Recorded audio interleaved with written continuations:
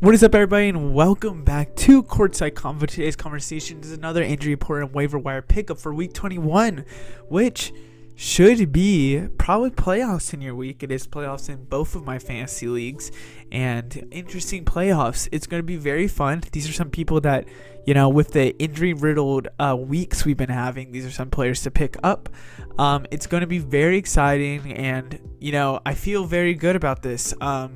I've also started to do a podcast on this channel, which for fantasy basketball, and it has pickups. It's going to talk about certain news around the league. I'm joined with Cam and Guido, who are people from Lesser Athletes. There's some other people that are in it also. It's going to be fun and exciting, and I'm very excited to start it up. You should go check it out. It will only have like 20 to 30 minute podcast, not really a huge pod, but it's going to still be fun. I have a lot for you today. Not much ads, more like talking about potentials, and I'll throw in some ads to my opinion if some scenarios would land. Starting off with the Atlanta Hawks. Right now, it's looking like Jalen Johnson and Saddiq Bey are questionable entering their game against Portland, which I'm pretty sure is on Wednesday. So there is a lot of time before these games do happen. We're probably going to be looking at potential back for Saddiq Bey. Maybe Jalen Johnson does sit out. We'll see. If Jalen Johnson does sit out, I think Saddiq Bey should be an ad. Somebody that I talked about a lot in our video for the podcast. Jalen Johnson is also somebody that I truly think could be playing, most of these games. He's considered day to day. They've done some testing. Doesn't look like anything horrible will happen. You could see him maybe sit out for the Portland game, come back for the Utah game. Maybe, I don't know. I think the Portland game also could be an easy win for them because it is Portland right now. So Jalen Johnson could be looking at a sitting game for them. We'll have to see. But I do think that in the long run, Saddiq Bey is a good pickup. I said DeAndre Ayton because I was thinking about Portland. DeAndre Hunter is a good pickup. Those are some players that are going to get some good minutes for the forward position because the point guard with DeJounte Murray, he needs people around him to make him successful. Up next, the Boston Celtics, and I debated adding this in here because I truthfully think with all these players playing these past couple games, maybe except for Porzingis in some of them, I truly think that they'll be fine. Some of them might play, some of them might not play. I think they'll for sure play against Utah, Phoenix, and Washington. Porzingis is already ruled out. Let me say this. Porzingis is already ruled out for Monday, which already gives me a little bit of who you should pick up. If Jason Tatum, Jaylen Brown, Drew Holiday, and Derek White are out, literally look at their depth chart and just pick depending on who enters the new depth chart. Because I think Payne Pritchard should be number one probably. Al Horford is number one already because Kristaps Porzingis is out. Al Horford always does pretty good with Kristaps Porzingis being out. Derek White, Drew Holiday out. Payne Pritchard. I'd even consider Luke Cornett, even Sam Hauser. There's some people that you have to just try to pick up if you are wanting to have a,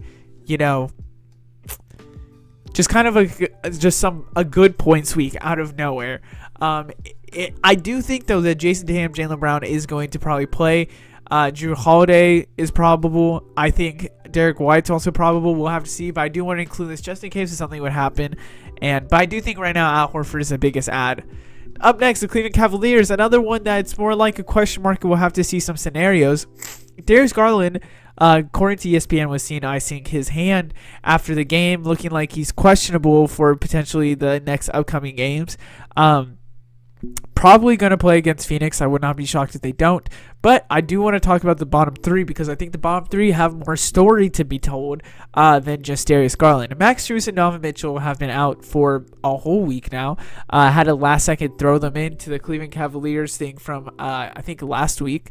And I just want to throw in to say that they were only supposed to miss 3 games. Then they said we can miss 4.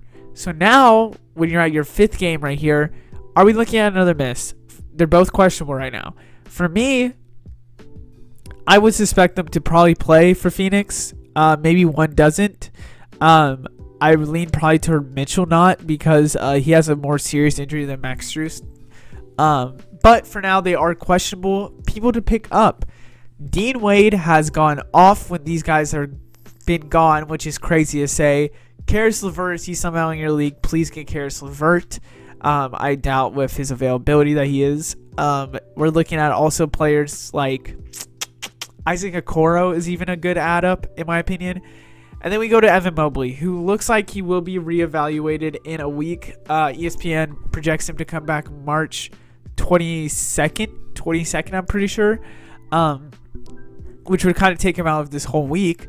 But I do think that Evan Mobley is probably a good candidate to see, to potentially be looking at to maybe come back at the end of this week. Maybe somebody that is out for more than what we expect. But yeah, I do have to say Evan Mobley for now is going to be a great add-on for Jared Allen owners. Going to be somebody that, thinking of the backup center, there's not really going to be someone that's going to make a huge impact in there. There's not really someone to pick up with Evan Mobley being out. But yeah, I just think the all-round players already will get the minutes boosted. Up next, Golden State Warriors, and I was debating on adding this one too. I really was, but I'm still going to do it because it is Steph Curry. Steph Curry is right now questionable. He will be reviewed again on Tuesday. They have a game against the Spurs, which he has already ruled out. So it is looking like he is going to go against Dallas and Lakers if everything comes back positive on Tuesday. But with the Spurs out, I think you have to be looking at Brandon Podziemski. You have to be looking at, off the top of my head, Moses Moody maybe. Any of those players that are still available in the guard position, just go for it. Because looking at the last game, it was not pretty at all. At all. And I think with Steph Curry, this is definitely somebody that could be taking away a lot of touches. And when he's gone, all those touches are going to distribute somewhere. Steph Curry being out, go out and get some players. Up next with the Houston Rockets. Again, something that is just a one-person slide, but I have to talk about this because Albert Sengun, and maybe by the time you're watching this video, news has already came out about this, but MRI is happening technically today. I'm recording this a day before. Albert Sengun carted off the court during the Kings game last minute. Did not look good. Looked like a bad either hyperextension. Looked like he did something bad to his ankle. Looks like he did something bad to his knee. ESPN for some reason already has him questionable and out till March 25th. And what's today? The 10th. So 2 weeks already, that's just crazy that they already got that. I think it could be a bad injury. I also think that it could not be a bad injury. Do I think he'll be out this week? Probably. I think they would rather play it safe than sorry.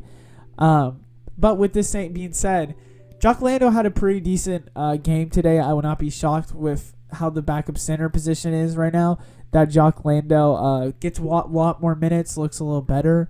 Definitely could be somebody that just produces on a smaller scale than over not producing a lot. Albert Sengun is also somebody that was like a key player for the offensive side of the ball. We're going to have to see where his touches go. Is it going to go to Jalen Green? Is it going to go to Fred VanVleet? Is it going to go to someone different? Jabari Smith, Dylan Brooks. Those are just the starters right there. Amen Thompson might be entered the starting lineup. I doubt that. But we'll have to see because it's going to be interesting to see what happens with his MRI back. Up next with the Minnesota Timberwolves. Another slide that I do want to talk about, but I added the two in front because they are question marks right now. We don't really know what's happening with Rudy Gobert's hamstring injury. Don't know what's happening with Kyle Anderson's hamstring injury. And I have to throw in Kyle Anderson here because we need to talk about Karl-Anthony Towns. Something that's going to be reevaluated in a month from March 5th, I'm pretty sure I saw. With that in mind, for the fantasy season, that's almost season ending. I think if you are going to, the championship, maybe your week doesn't end during, what's it called? The last week of April, which I bet you now that it probably does. So it's looking bad with a torn meniscus also of Karl-Anthony Towns. ESPN projects him to be back like April 30th or something like that, which that would be around 2 months since the injury. Going to be interesting with him being out. I would pick up Naz Reid. I think that's a good option. He's already played very good with both of them out. I would maybe pick out Kyle Anderson. He is going to get the starting minutes from there. Has played decent, and with him out, it's been kind of interesting for the Timberwolves. But yeah, I do expect that we see the Karl-Anthony Towns injury being a big effect for fantasy players moving forward. And that'll be probably the end of the video right here. If you want to look at more content from me, you can look it up at Lesser Athletes. If you want to look at the new podcast that is out, that is Fantasy Fundamentals on this channel. Other than that, I hope you guys enjoy, and I'll see you in the next one. Goodbye.